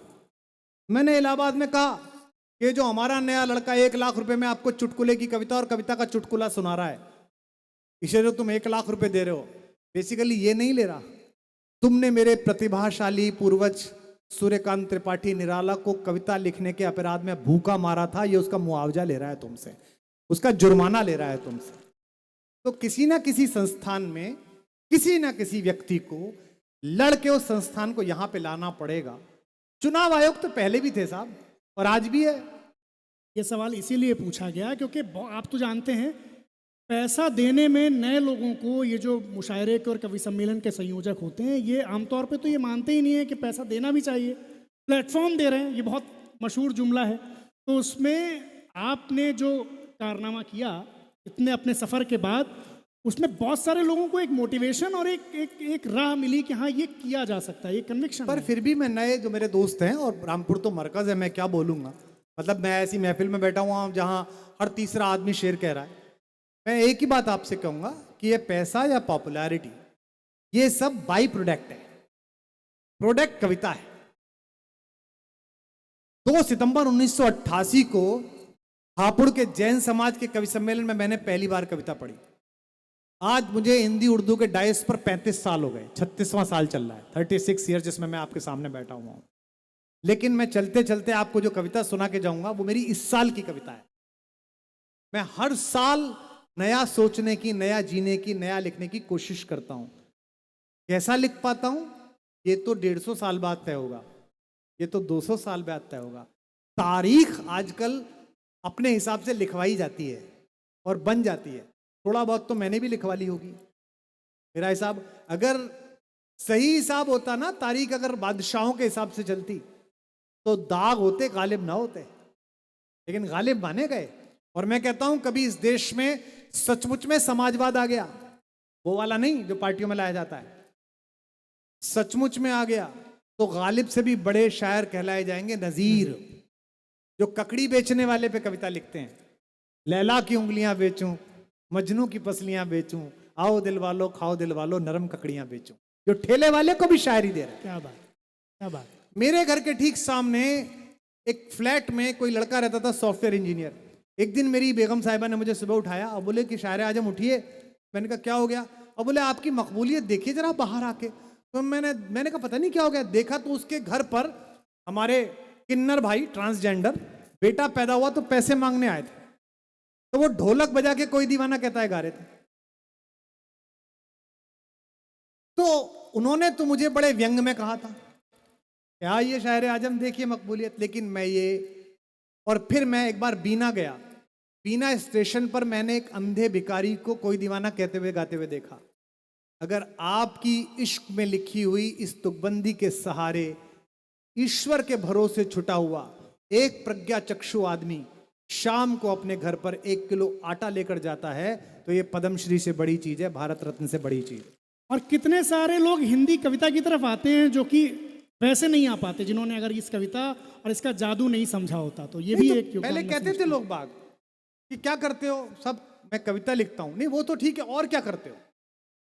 आज हिंदी कवि सम्मेलन के पहले 50 कवि उठा के देख लीजिए, कोई नौकरी नहीं करता। जिनकी नौकरियां थी उन्होंने छोड़ दिया, सरकारी नौकरी छोड़ दी लोगों ने। क्योंकि सरकारी नौकरी में क्या मिलेगा? 24 दिन जाओ, कॉलेज में पढ़ाते हो, इंटर कॉलेज में लेक्चरर हो, डिग्री कॉलेज में हो। ये बेचारे जो दिन भर घिसते हैं, बेचारे नहीं कहना चाहिए, ये हमारे जो IAS साथी हैं, PCS साथी हैं, सैलरी कितनी है इनकी, वो काम कितना है? 3 बजे खड़े हो जाते हैं, 4 बजे खड़े होते हैं। इनको त्योहार पता ही नहीं चलता जो कि दूसरों का मना रहे होते हैं। ईद है, दिवाली है, अब के वो क्या कहते हैं वहां जा रहे हैं हरिद्वार जल लेने के लिए जा रहे हैं। शायर को क्या मिलता है? कल आएंगे यहाँ 10 शायर, उन्हें लेने कोई स्टेशन जाएगा, फलां जी आ गए साहब, धमाके जी आ गए साहब, हुजूर आइए, चाय पी कि नहीं पी, खाना खाया नहीं खाया, मंच पे आके माला पड़ेगी। चलने से पहले उनके 50,000, 55,000, 60,000 उनके अकाउंट में आ गए। और ये कितनी बार आ गए? ये 10 बार आ गए महीने में। भाई साहब गले में माला डलवा के 3 लाख रुपए कमाए, आपसे बड़ा कौन? अब आदमी सोचता है चलो शायरी कर लूं, चलो कविता लिख लूं। तो इसके बहाने यूथ बहुत आया, जवान बहुत आए कि अब ये जो प्रोफेशन है, कविता को प्रोफेशन नहीं बनाना चाहिए। एक जुमला सुन लीजिए। कविता तो पहुंची है इंटरनेट के जरिए, और हाँ, तंजानिया वंजानिया लोग बिल्कुल, गाते हैं, हर पता जगह नहीं उन्हें पहुंची कितनी है। समझ में आती है, पर गाते तो हैं। तो भैया ये इससे पहले कि मैं आपसे ये कहूं कि कुछ सुनाएं, एक काम जो आपने किया बड़े मनोयोग से, और वो बड़ा ज़बरदस्त काम है, जॉन एलिया साहब को यहाँ हिंदी में लाने मेरी का, जान। और वो बड़ा मशहूर काम हुआ। मैं चाहता हूँ जॉन साहब, एक तो वो जॉन साहब हैं जो कि लड़के लड़कियों के बड़े पसंदीदा हैं, और जैसे उनको मुशायरे में भी हम लोग वीडियोस में देखते हैं। जब आप ये काम कर रहे थे तो आप कई तरह के जॉन साहब से मिले होंगे, तो मैं ये जानना चाहता हूँ कि आप उनको किस तरह से सोचते हैं, और फिर कुछ शेर जो उनके आपको पसंद है। जॉन साहब तो हिंदुस्तान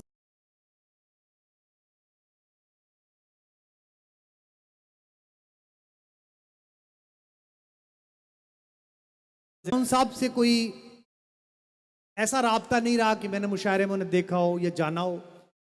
एक शेर उनका मैंने कहीं सुना, किसी सफर में किसी से सुना कि ना वो चांदनी रही ना वो चांदना रहा। तो मैंने कहा यार ये कराची का शायर कैसे है, क्योंकि चांदना तो हमारे इलाके का शेर लफ्ज है। मेरी दादी मेरे ताऊ जी से, मेरे बाप से कहती थी, फादर से, मेरे चाचा से कि भाई अब जरा हल निकाल लो, चांदना सा हो गया। तो ये चांदना तो टिपिकल हमारे रोहिलखंड का, हमारे पश्चिम उत्तर प्रदेश का लफ्ज है, ये कैसे चला गया? तो मैंने पता किया लोगों से, तो बोले साहब वो जॉन एलिया का है। उस समय तक उनकी किताब नहीं आई थी कोई, पाकिस्तान में भी नहीं आई थी, हिंदुस्तान तो छोड़िए पाकिस्तान में भी उनकी किताब नहीं थी, और यूट्यूब थोड़ा थोड़ा पॉपुलर था। तो मैंने फिर कोशिश करी ढूंढने की, फिर एक प्रकाशक से बात की, फिर पाकिस्तान में उनकी बेटी से बात की, उनके बेटे से बात की। उनके परिवार की कोई बहुत ज्यादा उत्सुकता नहीं थी। और ये होता है, एक पंजाबी के बहुत बड़े कवि हैं, उनके बेटे कनाडा में रहते हैं, वहाँ पंजाबी के प्रोफेसर रिटायर हुए, नाम लेना ठीक नहीं है। तो मैं जब पहली बार टोरंटो गया तो बड़ा उत्साहित था कि मैं उनके बेटे से मिलूंगा। तो मैंने आयोजक से कहा, आयोजक ने मुझसे पूछा साहब नियाग्रा फॉल जाएंगे, कहाँ जाएंगे? मैंने कहा नहीं साहब वो जो पंजाबी के कवि हैं ना, उनके बेटे से मुझे मिलवा दीजिए। वो जैसे तैसे मिलने को तैयार हुए। मैं गया तो मैंने उनसे कहा कि साहब आप अपने वालिद के बारे में, अपने फादर के बारे में कुछ बताइए। तो 62-63 साल के थे सज्जन। वो बोले क्या बताएं दारू पीते थे मर गए। तो मैंने कहा यार अजीब आदमी है, हम तो दीवाने होके यहाँ आए और ये आदमी ऐसा कह रहा है। तो कई बार आप अपने साथ एक तारीखी आदमी के साथ जीवन जी रहे होते और आपको पता ही नहीं चलता है। जॉन साहब की ये दिक्कत रही कि जॉन साहब के जिंदा रहते उन्हें मुशायरों में मकबूलियत मिली, लेकिन उन्हें वैसी जो एक रिकॉग्निशन होनी चाहिए थी वो नहीं मिली। तो फिर मैंने सोचा कि किताब आनी चाहिए। शुरू में जो मैं जिस जॉन एलिया से मिला, वो जॉन एलिया महफिल में खुलता था, मजमे में खुलता था। कितने ऐश उड़ाते होंगे, कितने इतराते होंगे, जाने कैसे लोग वो होंगे जो उसको भाते होंगे। और यार सुनो कुछ हाल सुनाओ उसकी कयामत बाहों के, अजी वो जो सिमटते होंगे उनमें वो तो मर जाते होंगे। ये जॉन एलिया मैंने पढ़ा था। या शर्म वहशत झिझक परेशानी नाज से काम क्यों नहीं लेती, ये मगर वो ये सब क्या है, तुम मेरा नाम क्यों नहीं लेती। ऐसा जॉन एलिया मैंने सुना। लेकिन फिर मुझे लगा कि ये जितना बाहर खुल रहा है शायर, इससे गहरा इसका अर्थ है, ये अंदर अंदर खुलता है। जैसे उनका एक शेर मैं आपको सुनाता हूं। 3 दिन मैंने ना कोई किताब पढ़ी, ना मैंने किसी का शेर पढ़ा, ना मैंने म्यूजिक सुना, ना मैंने टीवी देखा। मैं 3 दिन तक उस शेर के नशे में रहा। और ये बात मध्य प्रदेश में एक जिला है बैतूल, उसके कवि सम्मेलन के बाद मैं अपने रूम में आके लगभग 15-20 मिनट आंसुओं से रोया उस शेर को याद कर करके। वो अटक गया शेर। वो जो कहने का वो लगता तो ऐसा ही था सर। उनकी निगाहे नाज का, रामपुर मैं आपसे क्या मांगू, उनकी निगाहे नाज का हमसे ये मान था कि आप। ये जॉन एलिया है जो असली अभी तक भी बाहर नहीं आया। उनकी निगाहे नाज का हमसे ये मान था कि आप उम्र गुजार दीजिए, उम्र गुजार दी गई। वाह वाह। ये जो शायर है जिस पे ताली कम आई, पहले 2 पर ज्यादा आई क्योंकि वो बहुत बहुत मतलब जिनमें कहते हैं वॉलपचसनेस थी, उनमें एक सेंसेशन था, है ना, कैसे सिमटते होंगे उनमें वो तो मर जाते होंगे। ये देखिए उनकी निगाहे नाज का हमसे ये मान था कि आप उम्र गुजार दीजिए, उम्र गुजार दी गई। मैं 3 दिन सन्नाटे में रहा, मैं रोया इस शेर पे। राहत भाई इसका मिसरा भूल गए। एक दिन कलकत्ते से राहत भाई ने रात को 2 बजे, जैसे कि वो थे परम रासायनिक अवस्था में, मुझे फोन किया यार डॉक्टर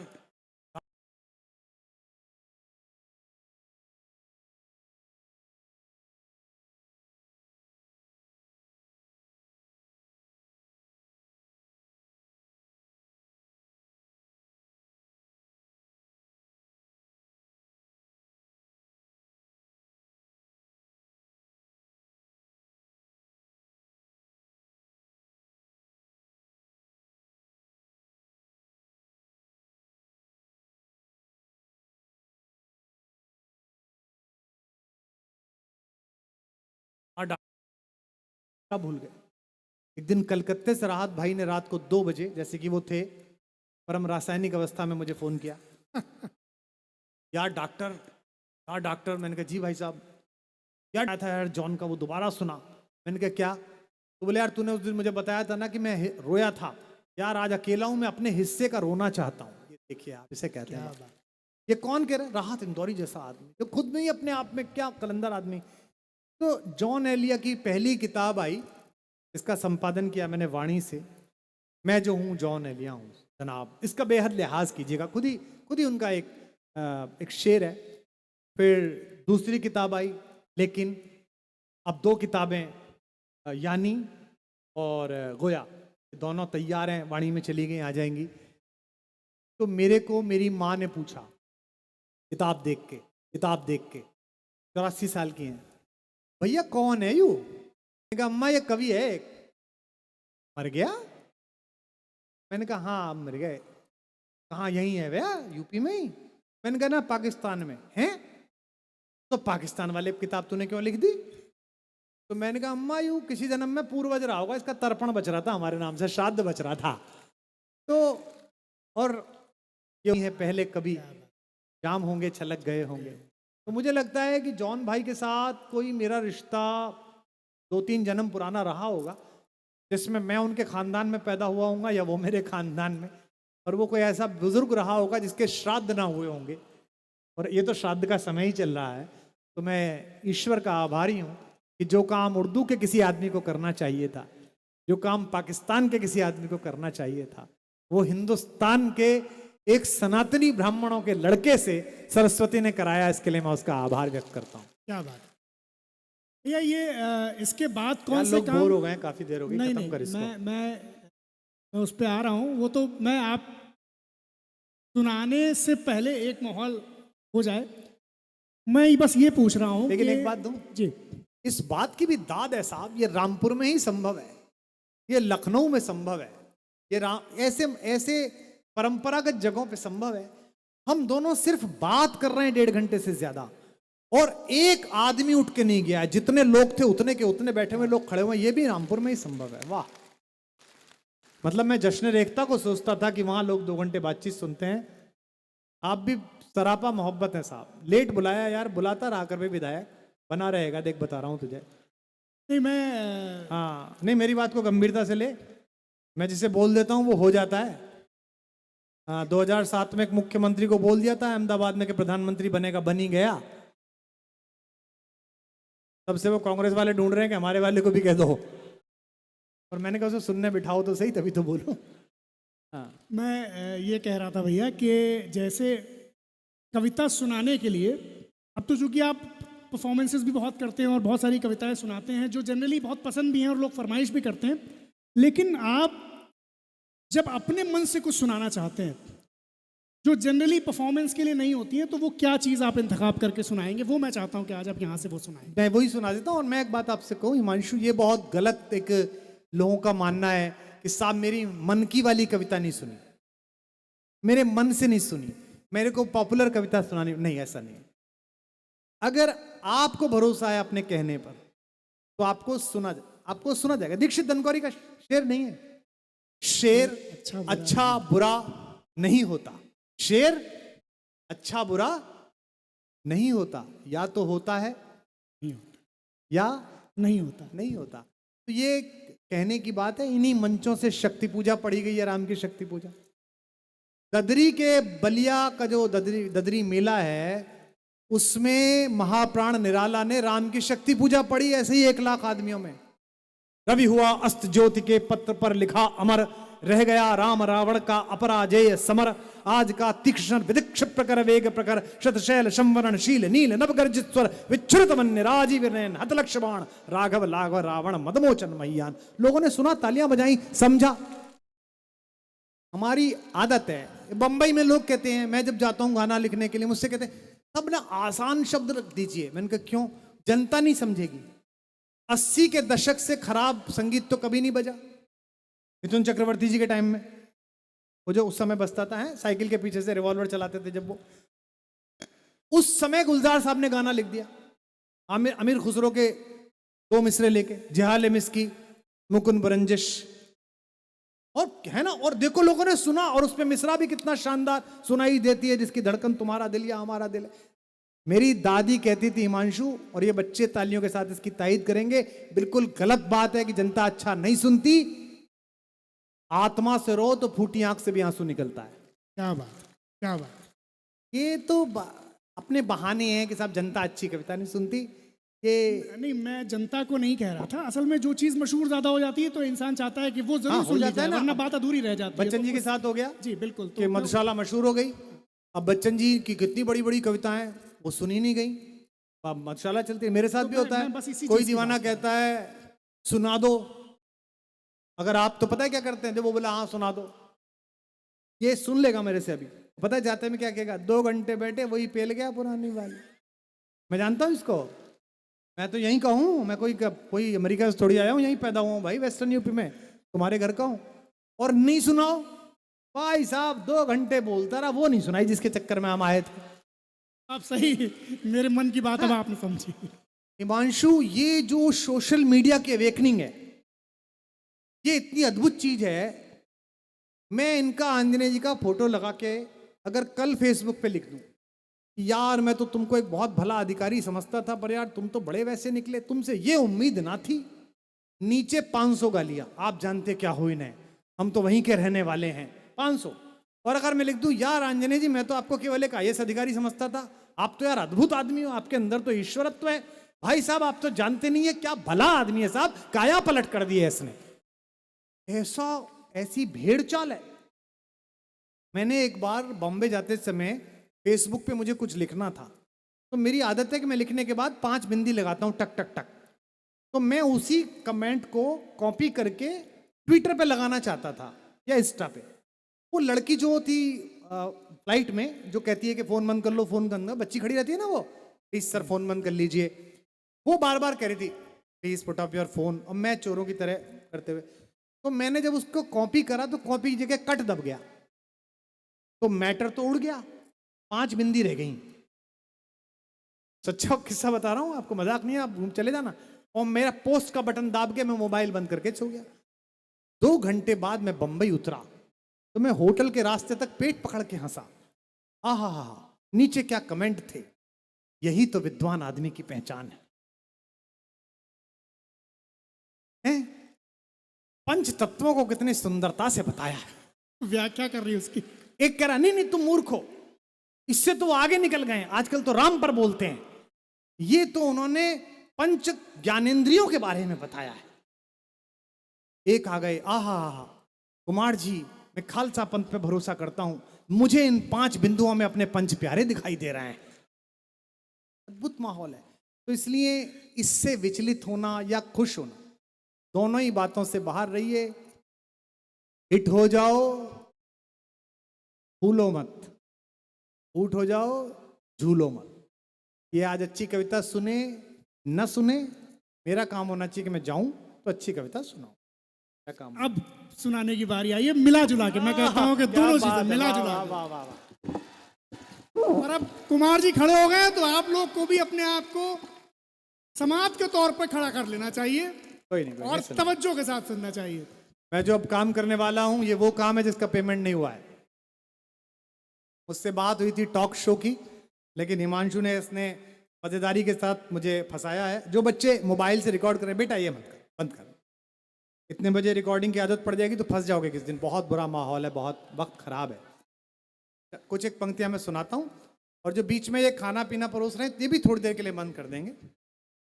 अच्छा ये भी अफसरों और नेताओं के सामने रख रहे हैं, ये मेरा कुछ बिगाड़ नहीं सकते, प्रोग्राम हो चुका और मेरा पेमेंट भी हो चुका, अब तो जो कुछ भी है बोनस में चल रहा है, लेकिन बहुत अच्छा, बुलाते रहिएगा, मैं आता रहूंगा। पहली 4 लाइनें सुनाता हूं, विदन करता हूं, सुनेगा। कि मैं अपने गीत गजलों से, इसमें वाह करनी पड़ती है, स्वामी जी भी कहते हैं करने से होता है, आप करेंगे। उत्तर प्रदेश पुलिस, आहा आपका भी बहुत आभारी हूं, बड़ी पराक्रमी अतिथि सेवी पुलिस है ये, इतनी देश की अकेली पुलिस है जो अपराधी के घर जाती है और कहती है सर कार लाए हैं बैठिए, अपराधी कहता है सर ऊंट पे चले जाएंगे पर आपकी गाड़ी में नहीं बैठ। बहुत अच्छा, लेकिन आप सुन रहे हैं, अच्छा है। ये है कवि सम्मेलन, वो जो था जो सुनाया वो कविता सम्मेलन था, यही जरूरी है कि मैं अपने गीत गजलों से, मैं थोड़ा सा बेस और रिवर्ब लगा दो, जो भी जहां बैठा हूं माइक हला लो, से उसी की दी हुई दौलत उसी के नाम करता हूं। और कभी मायूसी छाए तो ये 2 लाइन सुनना और अपने दिल की मायूसी हटा देना। मेरे जिंदगी तो इसी से चली है, आप सबको समर्पित करता हूं कि उसी की दी हुई दौलत उसी के नाम करता हूं। हवा का काम है चलना, दिए का काम है जलना। अब तैयार रखना, पीछे तक हाथ में शुरू हो रहा हूं, आपके ऊपर है कितनी देर पढ़ना है। हवा का काम है चलना, दिए का काम है जलना, वो अपना काम करती है मैं अपना काम, वो अपना काम करती है मैं अपना काम करता हूं। कि किसी के दिल की मायूसी जहां से हो के गुजरी है। अब विधिवत इसका उद्घाटन कर दीजिए कार्यक्रम का। अभी तक तो सुना, उद्घाटन दो तरह के होते हैं। एक होता है शालीन वाला, जैसे हमने किया, जैसे संसद के 2 बार उद्घाटन हुए। एक बार प्रधानमंत्री जी ने किया, फिर एक बार जब संसद चलने लगी तो विधुड़ी जी ने किया। तो दोनों तरह का उद्घाटन करिए आप। कि किसी के दिल की मायूसी जहां से हो के गुजरी है हमारी। बेटा बहुत अच्छी दाद दी, बस थोड़ा सा टाइमिंग ठीक रख, तो है ना। हाँ, ये बहुत जरूरी है टाइमिंग, सियासत में हमारी यही खराब थी।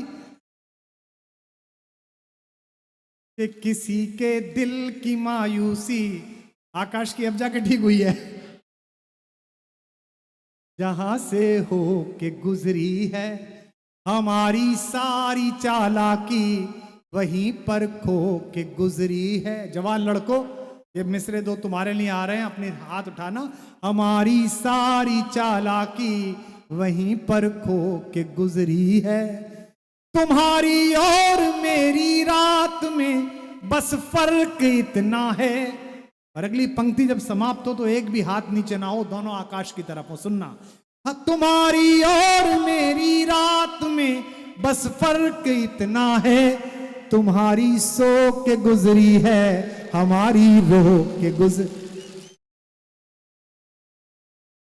मैं देख रहा हूं यहां पगड़ियां बहुत बैठी हैं। दशमेश पिता के बेटे बहुत बैठे हैं। हमारे प्रिय मित्र औलख साहब यहां पर बैठे हैं। महफिल में एक भी पगड़ी आ जाए तो मैं समझता हूं कि स्वयं गुरुद्वारा ही उपस्थित हुआ है। मैं 1.25 लाख के बराबर एक मानकर, अक्सर कहा जाता है कि सरदार शब्द का क्या मतलब। आजकल पार्लियामेंट में बहस चल गई। हमारे एक नए सांसद हैं, उन्होंने कविता पढ़ दी ठाकुर शब्द पर, तो बहुत सारे लोगों को आपत्ति भी हो गई। उन्होंने स्पष्टीकरण भी दिया। ऐसे ही एक लफ्ज है सरदार। सरदार कबीले का भी होता है, सरदार धर्म से भी होता है। फारसी में दार कहते हैं फांसी के फंदे को। मैं जिस लाइब्रेरी में खड़ा हूं, मैं जानता हूं कि पढ़े लिखे लोग हैं, लेकिन फिर भी 1-2 व्यक्ति को ना पता हो तो उसके लिए बता रहा हूं। और यह ऑफिशियल है कि ब्रिटिश शासन के समय आज़ादी की लड़ाई में जो ऑफिशियल फांसियां हुई हैं, उनमें सबसे ज्यादा बेटे सरदार माओ की कोख से पैदा हुए बच्चे हैं, वो सब हुए हैं।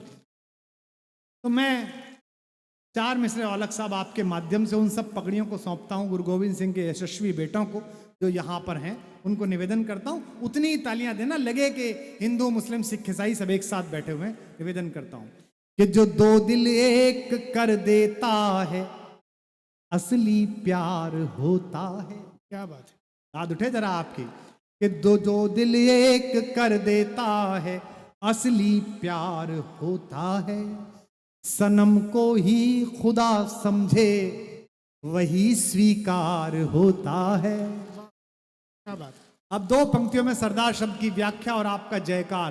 कि सनम को ही खुदा समझे वही स्वीकार होता है। वतन के वास्ते अपनी जवानी दार पर रख दे। हाथ खोलना। वतन के वास्ते अपनी जवानी दार पर रख दे। वो भारत माँ का असली लाल ही सरदार होता। क्या बात। बोलो सोनिहाल। वो भारत माँ का असली लाल ही सरदार होता है। बहुत समय की सीमा है, मैं आपको कुछ मुक्तक सुना देता हूं, निवेदन करता हूं। एक खास मैंने सीरीज की 5-6 मुक्तक लिखी हैं। हम शायरों से, कवियों से एक बात जरूर पूछी जाती है। जैसे मुझको 35 साल हो गए, तो अब नज़र में अंतर आया। जब मैं बीए में पढ़ता था और मेरे इश्क में था, तो मैं ट्रेन में जाता था, कोई खूबसूरत जोड़ा जा रहा होता, एक दुल्हन जा रही होती थी, एक दूल्हा जा रहा होता था, तो मैं ये सोचता था कि मैं अपनी प्रेमिका के साथ शादी के बाद चलूंगा तो कैसा लगूंगा। और अब मेरी बेटी बड़ी हो गई है, 24 साल की है। अब मैं किसी बहुत खूबसूरत जोड़े को देखता हूं तो मैं उसे देख के मेरा मन करता है कि मेरी बेटी शादी के बाद अपने दूल्हे के साथ चलेगी तो कैसी लगेगी। ये नजर में अंतर होता है। इसे कहते हैं जैसी दृष्टि वैसी सृष्टि। जैसा आपकी दृष्टि होगी वैसी सृष्टि होगी। एक छोटे से उदाहरण से बताता हूं। सीता माता को 2 लोगों ने पहली बार देखा। एक के मन में वासना जगी तो उसको हर साल मृत्यु झेलनी पड़ती है। एक के मन में भावना जगी, उसको प्रतिपल 24 घंटे पूजा मिलती है। रावण ने देखा, उसने एक स्त्री के अंदर, एक माता के अंदर वासना देखी, तो अभी दशहरे में जलाया जाएगा, हर साल जलाया जाता है। और एक बजरंगबली हनुमान ने देखा, उन्हें हर पल आपका जयकारा मिलता है, आपकी तालियां मिलती हैं, आपका प्रेम मिलता है। तो हम लोग कभी जब इश्क हुआ होगा, जब हुआ, उसको लेके बुढ़ापे तक लिखते रहते हैं। भारत भूषण हमारे मेरठ के एक बड़े कवि हुए, उनका एक गीत था, कुछ आंसू बन गिर जाएंगे, कुछ दर्द चिता तक जाएंगे, उनमें ही कोई दर्द तुम्हारा भी हो। तो मैं सोचता हूं कि जिसने मुझे शायर बनाया, मैं तो जानता नहीं वो कहाँ रहती है, अब मुझे पता भी नहीं है, पर हाँ टीवी तो देखती होगी। नहीं, इसमें बड़े विधायक जी ने बड़े आश्वासन के साथ उठाया, सरकार नहीं खोज सकती उसे। हाँ, वो प्रेमिका है, किसी की भैंस नहीं है कि पुलिस खोज लाएगी। तो वो तो मोहब्बत है। अब मैं देखना भी नहीं चाहता कहाँ है। तो मैं कई बार सोचता हूँ कि मैंने कोई गलत बात तो नहीं बोल दी। नहीं, सही बात। ठीक ही बोल दी हो कि मेरा कोई क्या बिगाड़ लेगा, वैसे भी है ना, पहले बिगड़ा ना बिगड़ सकता। तो एक इसमें लफ्ज है तुम्हारे बिना, जरा उसको सुनिएगा, उसको गुनगुनाइए। 10-1 मिनट में आपके बीच हूं, और फिर तो कल तो मुशायरा होगा यहाँ पर, आप सुनेंगे शायरों को। ये सुनिएगा, तुम्हारे बिना। और मैंने अभी एक गज़ल कही थी, उसमें एक शेर भी है, शायद इस पर आपकी तालियां उठेंगी तो मैं पूरी सीरीज सुना पाऊंगा। वो जब्र में टूटे एक गज़ल थी मेरी, उसमें एक शेर था, सुनना रामपुर वालों के, सुना है एक बेटा है तुम्हारा। सुना है एक बेटा है तुम्हारा। जरा आपकी दाद आती कि सुना है एक बेटा है तुम्हारा, दुआ है वो भी इश्क में टूटे। वाह वाह वाह वाह वाह। तो मैंने कुछ मुक्तक कहीं, वो सुन लीजिए। इनको कान से मत सुनिए, दिल से सुनिए, हर लाइन को गुनगुनाइए साथ में, तो अच्छा लगेगा। सुनिएगा, निवेदन करता हूं। आइए। कि जिंदगी से लड़ा हूं तुम्हारे बिना। पहली बार मैंने गाया, दूसरी बार आप साथ गाएंगे, नहीं गाएंगे तो अपन सुबह तक यही गाएंगे। कि जिंदगी से लड़ा हूं तुम, नहीं आई आवाज, तुम्हारे बिना। कि जिंदगी से लड़ा हूं, ये बड़ी मुश्किल में पढ़ रहा हूं मैं। आगे वाले गा देंगे तो पीछे वाले अपने आप गा देंगे। मच्छर देख लीजिए आप, मुझ शाकाहारी को मांसाहारी बनाने पे तुले हुए हैं, और एक आध तो अंदर चला गया है, पता नहीं वो किस मोक्ष नगरी तक पहुंचेगा, अंदाजा नहीं है, लेकिन अंदर है। कि जिंदगी से लड़ा हूं तुम्हारे बिना, हाशिए पर पड़ा हूं। जवान लड़कों, अगर मोहब्बत कर रहे हो या कर चुके हो, दावा करता हूं कि आंसुओं से भीग जाओगे। बस 100% मुझे सुन लो तो मुझे पता चले। मोबाइलों में मत पढ़ो, इसी पल का मजा लो। सुनो। कि जिंदगी से लड़ा हूं तुम्हारे बिना, हाशिए पर पड़ा हूं तुम्हारे बिना। तुम गई छोड़ कर जिस जगह है मोड़ पर, थोड़ी दाद आती।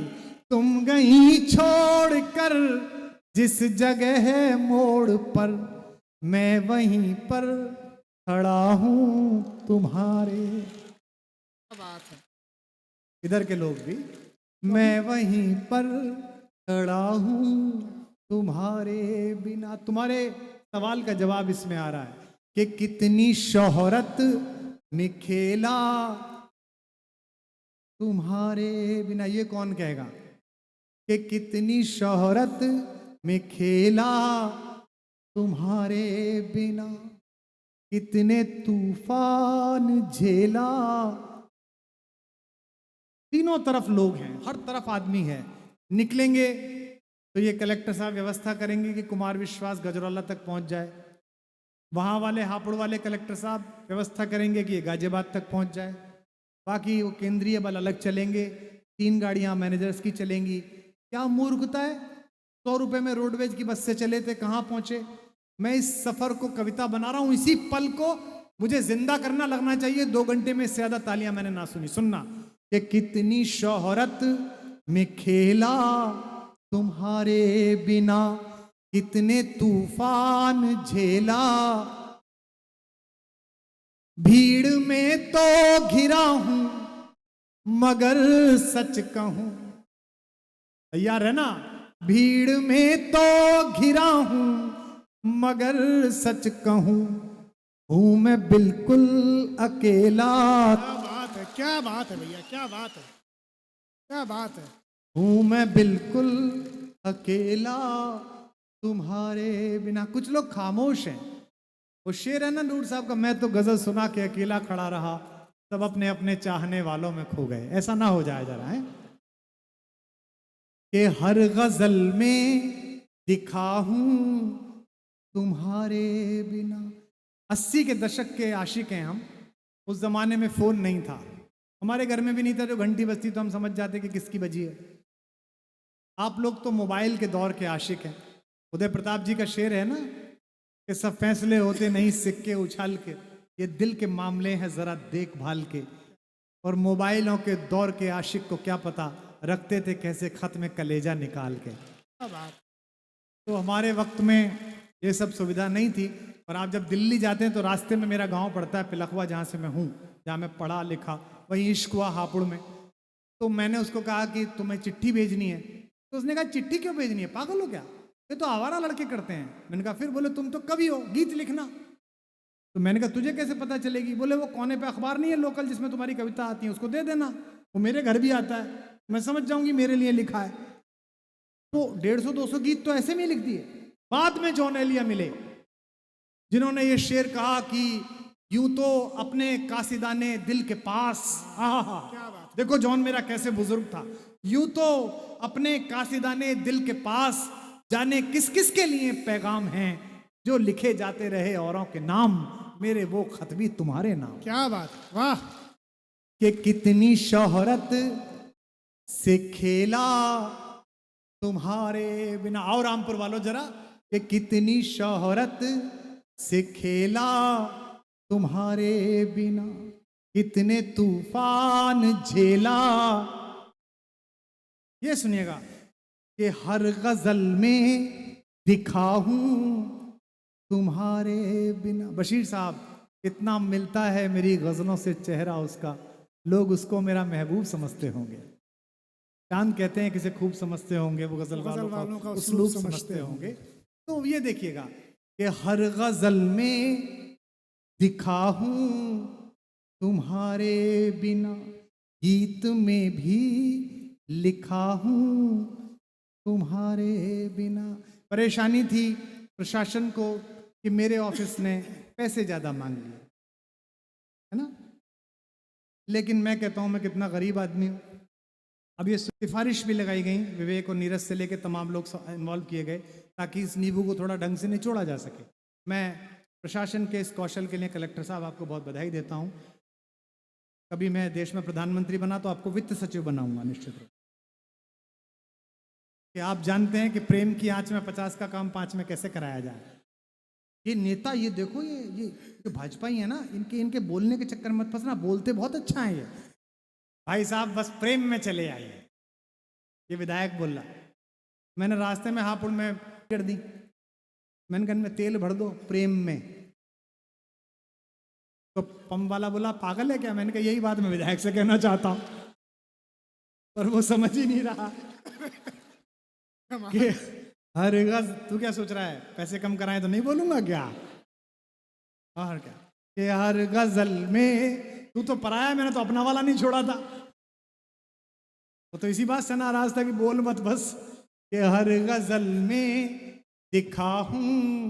जरा आइएगा, ये तो मजाक की बात थी, आनंद करिए। कि हर गजल में दिखा हूं तुम्हारे बिना, गीत में भी लिखा हूं। इसने भी जिक्र किया कि पैसे सब ज्यादा लेते हैं हिंदुस्तान में, मेरी गरीबी को संभाल लेना नवाबों के शहर वाले लोगों, आपकी नवाबी तालियां, आपका दिल चाहिए मुझे सुनना।